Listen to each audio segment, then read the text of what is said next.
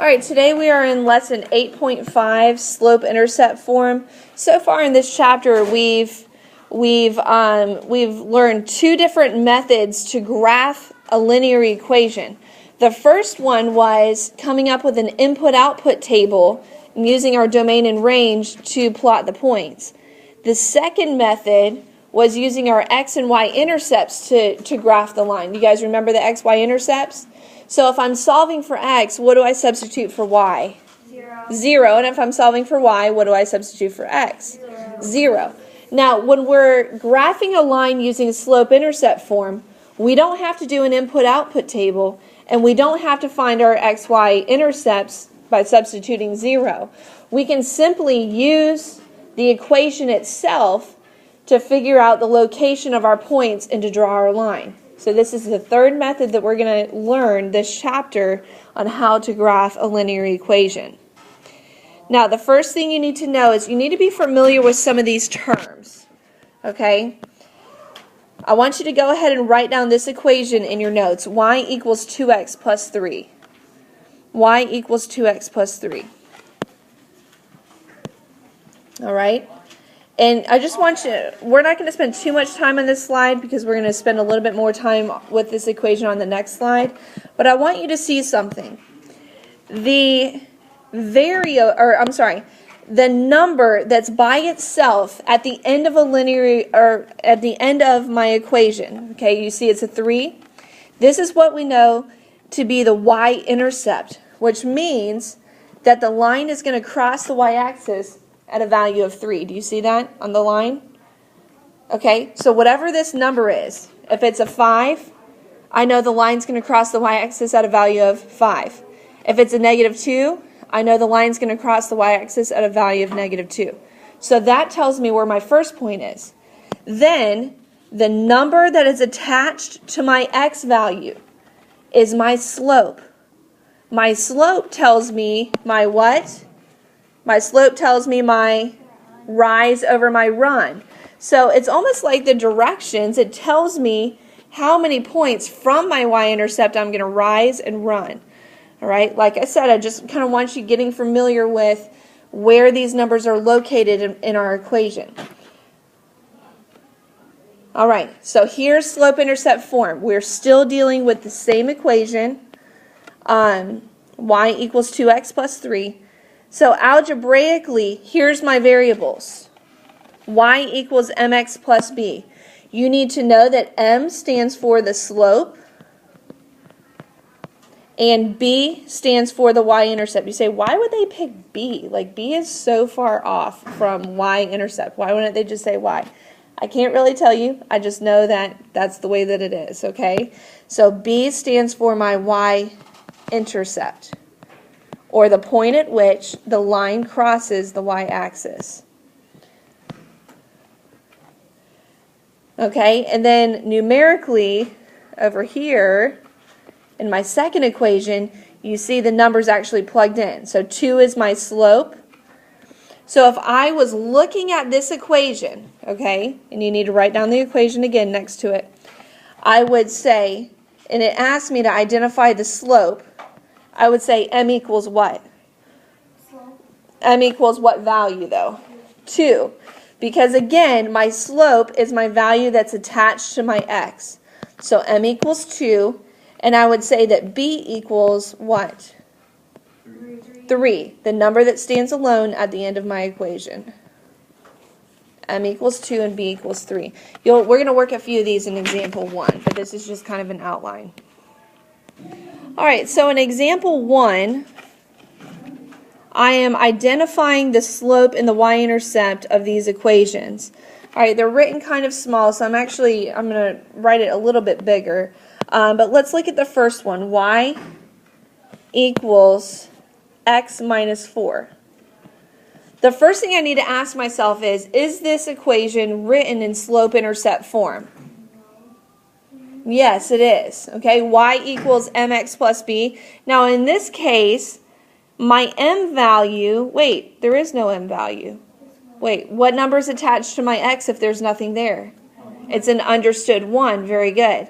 So since it's already in slope-intercept form, it's as easy as Okay, what was my variable that stands for slope? Slope. M. Very good. So I would say M equals what? 1. Very good. Now, wait a second though. Slope has to be rise over run. This is only one number. What do I know if I have a whole number? What can I write it as and not change the value? I can always write it over what? Over 1. Okay, so 1 is the same thing as 1 over 1. That's going to help you kind of picture what we're doing with our graphs. Just remember, you don't have to write it this way, but just remember, if it's a whole number, it can always be over 1, because with slope, you have to have rise over run. All right, so my slope is 1, and what's my y-intercept? 4. Negative 4. Very good. You've got to keep that negative. B equals negative 4. All right, so slope is 1. Y-intercept is negative 4. And remember, those are the variables we use to identify slope and y-intercept. What about the second one here? 3x plus 5y equals 10. Is this one in slope-intercept form? Sorry, 3x. So the first thing we need to do is write this equation in slope-intercept form. Go ahead and try to do that. Okay, what do I do first? Subtract 3x. Yep, need to subtract 3x. And now you have 5y, because we're solving for y. Remember, we have to get y by itself. 5y equals, wait, which term do I write first? 10 or negative 3x? Negative 3x. My x term comes first, and then my number that stands alone comes second. Is it in function form now? No. No, I still have to divide everything by 5. 5, 5, 5. And now I've got my slope-intercept form of y equals negative 3/5 x plus 2. Now that my equation is written in slope-intercept form, I still haven't answered the question. The question is, what is your slope and what is your y-intercept? But now that it's in slope-intercept form, I can look at the numbers and tell what's my y-intercept. What's my b value? It's going to be 2. Remember, b is my y-intercept, or my number that stands alone. And what is my m value? Negative 3 over 5. Negative 3 over 5. Okay, and I've done this one. All right, now I want you to try to do the third one completely on your own. Okay, so if it's not in slope-intercept form, write it in slope-intercept form, and then find your slope and your y-intercept. All right, so 3y equals 4x plus 12.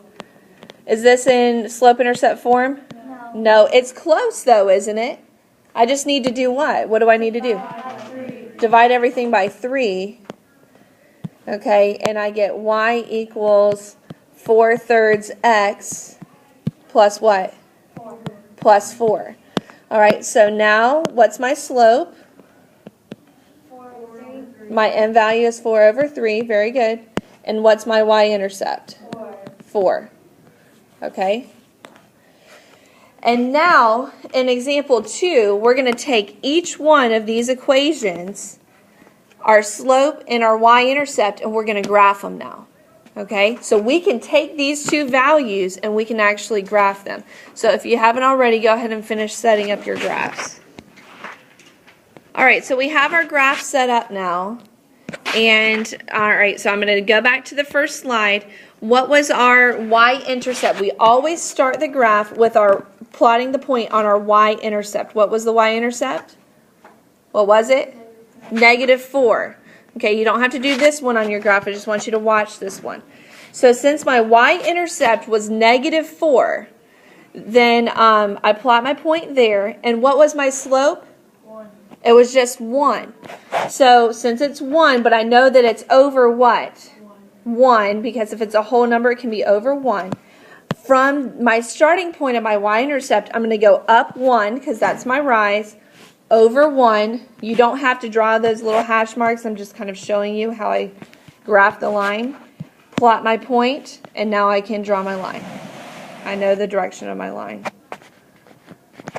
Okay, and then the last thing is to write the equation. What was the equation of the first one? Y equals x minus 4. Okay, and that's how I would do the first one. Now, I want you to use the slope and y-intercept to graph the second problem that we did in example 1. Go ahead and graph the second problem that we did in example 1. Okay, so again, we always start with our y-intercept. What's the y-intercept for number 2? It's going to be 2. And now we have a slope of what? Negative 3 over 5. The rise, remember, slope is rise over run, so the top number is my rise.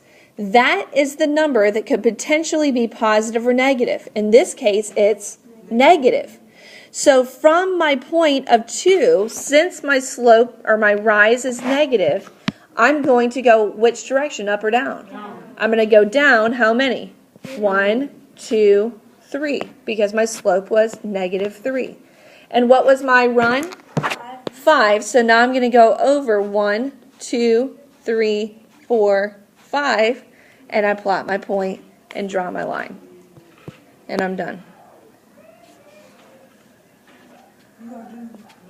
Okay, and my equation was y equals negative 3/5 x plus 2. All right? Now, you don't have to do what's in red. You don't have to do the little hash marks. I'm just showing you that that's how we figured out where our second point was. We followed the slope. Now, what if the slope had been positive 3/5? Then I would have gone up from my first point, 3, and then over 5. Okay?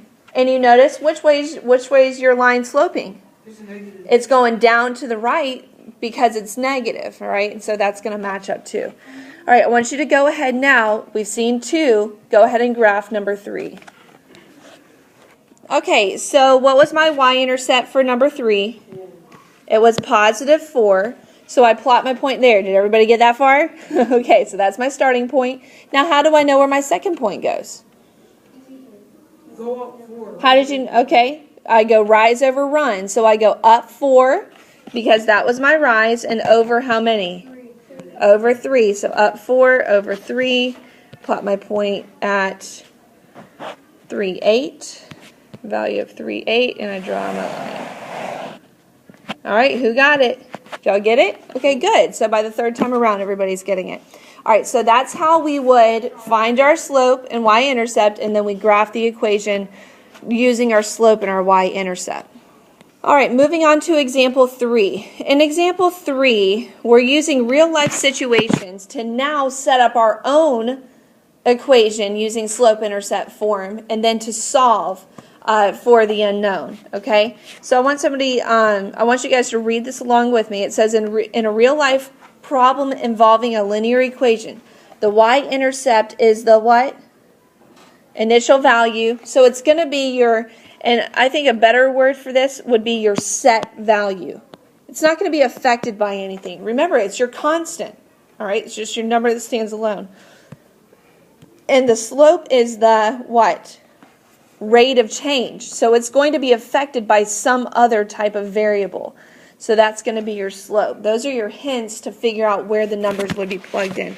Go ahead and turn in your books to page 415. We're going to use number 9 on page 415 to show this example. I just like it a little bit better than the example in our books. All right, what is slope-intercept form? Y equals mx plus b, right? Okay, so now we know that this number is our total, this number is our slope or our rate of change, and this number is our set value. Okay, so we need to figure out now where the numbers are plugged into this equation. Let's read the example. It says you and a friend are knitting a scarf that will be 72 inches long. Your friend knits the first 24 inches and then gives you the scarf to finish. You expect to knit at a rate of 8 inches per day. After about how many days will you finish the scarf?